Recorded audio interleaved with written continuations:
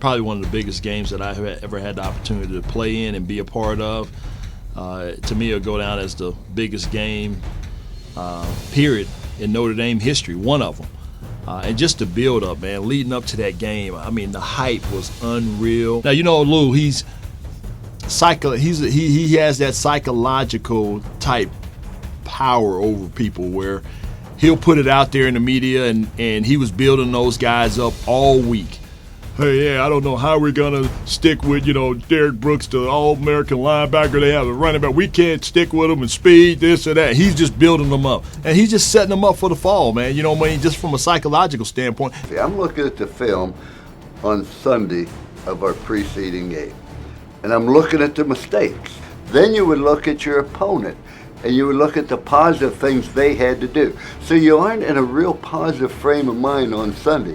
On Monday, when we would have the press conference, I don't have the game plan completely set. I haven't watched this execute, and so I'm very, very negative, so to speak. And when I talked to the team, I talked to them about the challenges they had. I always picked out the positive things that they did.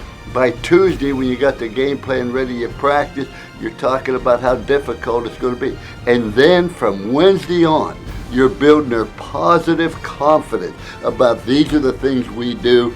And by the time you get to game time, you want them to believe that there's no way in this world we could possibly lose. You had to be very impressed. Florida State was a great football team. Charlie Ward, they had great talent. Really, the preparation for that game started much earlier in the season, I think. The offense was down on one side of the field playing against the defensive scout team, and the defense was on one side against the offensive scout team. He'd bring at the end of practice, we'd go ones-on-ones, and it just picked up the intensity. We were on a fabulous winning streak, undefeated, climbing up in the polls every week, and he picked up the intensity, that week during USC, and then that led up to the week of Florida State. The game plan was infallible just from our offensive line.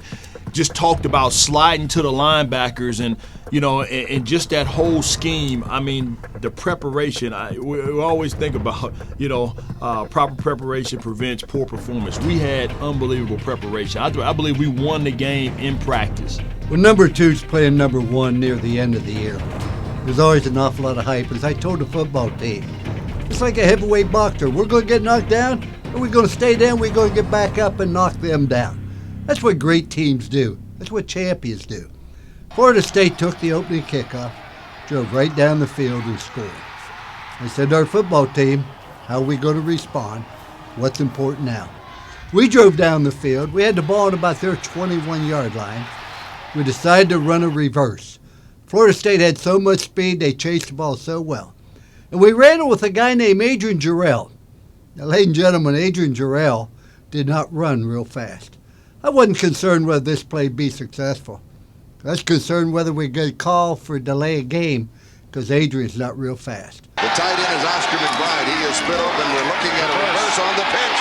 It is Jarrell has three blockers in front to the 20s. He's going to score. He does. The team executed the play perfectly. We tied it up 7-all and went on to score the next 14 points unanswered.